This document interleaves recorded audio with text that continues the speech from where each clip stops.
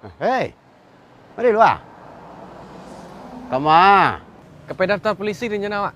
Bah, kau tolongan. Lebih besar tu. Nak jadian dah. Kopral, Tantama, Kapten 1. Proposon. Ketujuh. Bah, prosedur aku dah mak polisi. Amu tak polisi dia, cuma nak bodak kek gitu. Sabuk saya nak mau gitu. Tapi ya, duit ku seketik. Biaya ya. Ayo, bayar seketik. Kok benda itu, dah sabuk kamak dah mak. Kalau bisa jual pak sawah kat sepidang.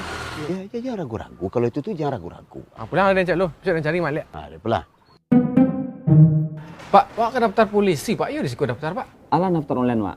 Halo lah, Pak. Kalau lo daftar online lah, silahkan mendaftar di website penerimaan.polri.go.id. Jadi di situ silahkan mengupload berkas-berkas yang telah disyaratkan dalam penerimaan terpadu anggota Polri Toniko. Setelah itu di-upload, silahkan ke Polres setempat untuk melaksanakan pendaftaran. Oh, gitu ya, Pak ya.